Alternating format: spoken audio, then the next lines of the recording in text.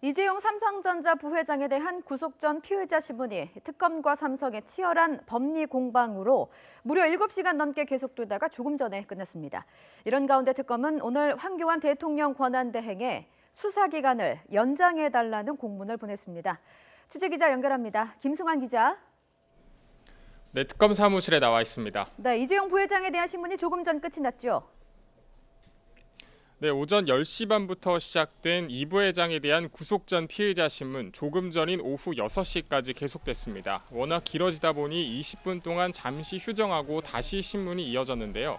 최순실 게이트에 대한 수사가 시작되고 수많은 인물들이 법원에서 신문을 받았지만 지금처럼 긴 적은 없었습니다. 이 부회장과 박상진 사장 가운데 법원에 먼저 도착한 이 부회장에 대한 신문이 이뤄졌습니다.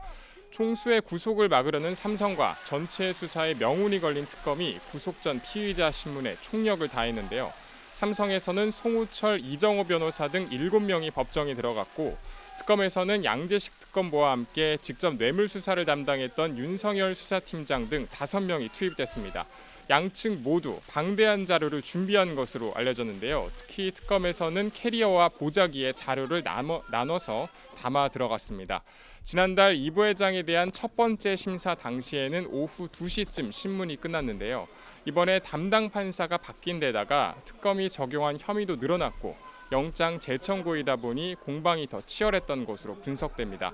이 부회장에 대한 신문이 끝나고 지금 현재 박상진 사장의 구속 전 피의자 신문이 진행되고 있습니다.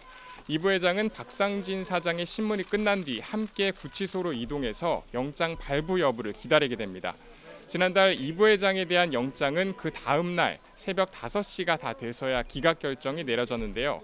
보강 수사를 통해 혐의가 늘어난 데다 박 사장에 대한 결정도 함께 내려야 하는 만큼 이번에도 자정을 훌쩍 넘겨서 구속 여부가 결정될 것으로 전망됩니다. 네, 이번에는 수사기간 연장 소식도 알아보겠습니다. 지금 특검이 수사기간을 2주도 채 안 남겨놨는데 2주 정도 남겨놨죠? 오늘 황교안 대행에 공문을 보냈다고요?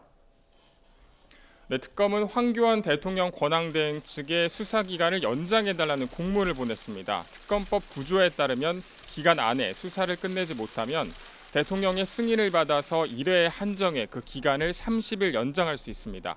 현재 박근혜 대통령의 직무가 정지된 만큼 황 대행에게 그 권한이 있는데요. 특검의 1차 수사기간은 오는 28일까지이기 때문에 사흘 전인 25일까지만 연장 신청서를 내면 됩니다. 하지만 특검 측은 기존의 다른 특검과 달리 수사 대상이 많아서 1차 시한 안에 수사를 다 마무리하지 못할 것으로 예상되기 때문에 미리 신청서를 냈다고 설명했습니다. 또 대통령 권한대행이 이를 검토하는 데 상당한 시간이 걸릴 것이라는 점도 고려했다고 덧붙였습니다. 앞서 황 대행 측은 특검의 수사기간 연장에 대해서 부정적인 입장을 보였는데요. 이에 따라 특검의 공식 요청에 어떤 답변을 내놓을지 주목됩니다. 지금까지 서울대치동 특검사무실에서 YTN 김승환입니다.